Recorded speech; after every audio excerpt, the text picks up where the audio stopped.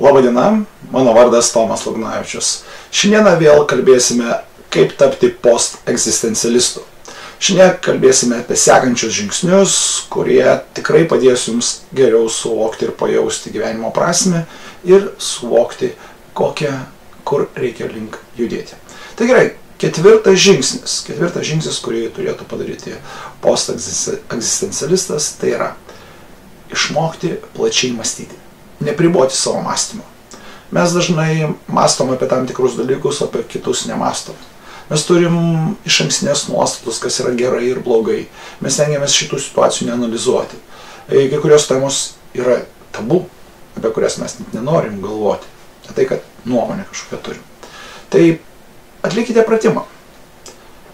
Surašykite sąrašą temų, kurios yra jums tabu.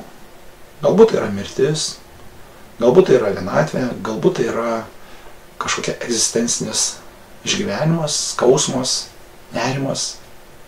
Parašykite tas temas, kur jūs analizuojat. Sekančiam žingsnėje pabandykite apie jas pamąstyti, pabandykite jas analizuoti. Pagalvokite, kada tai įvyko, kad jūs nusprendėt, kad geriau apie tai nemąstyti ir save sustabdyti. Pagalvokite, kas slypi už tos baimės mąstyti apie tai. Kada pradėsite mąstyti, pabandykite surasti tame kažkokią prasmę, jausmą, išgyvenimą, užfiksuokite jį. Kada atliksite šitą pratimą, atlikite sekantį.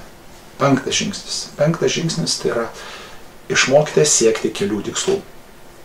Jeigu norite gyvenime jausis neprisirišęs, turėkite keletą tikslų, nepriklausykit nuo vieno.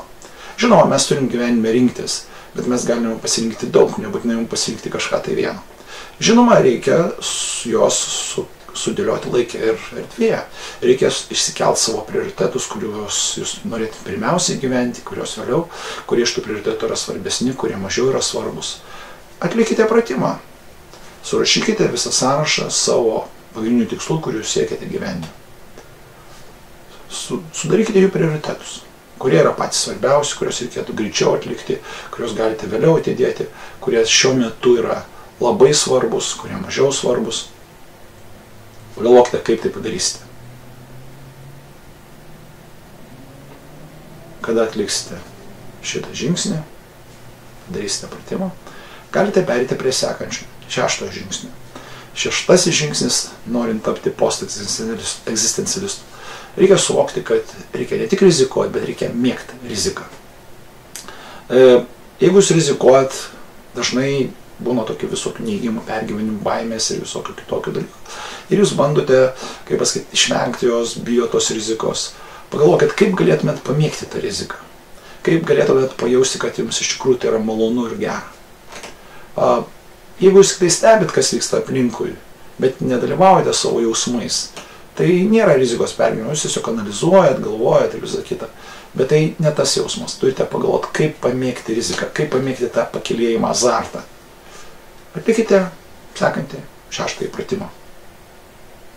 Surašykite veiklas, kuriuose jūs dabar norėtumėt rizikuoti.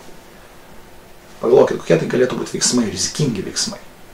Pagalvokit, kaip jūs galėtumėt save motyvuoti, užnorinti save siekti tų tikslų. Kaip jūs galėtumėt save paskatinti pajausti malonumą tai darant.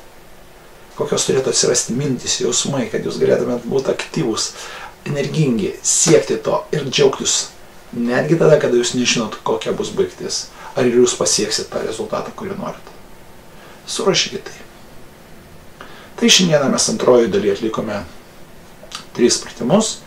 Pabandykite juos atlikti dar kartą, paanalizuokite. O vėliau mes susitiksim ir dirbsime toliau. Mums liko dar pakankamai daug darbo.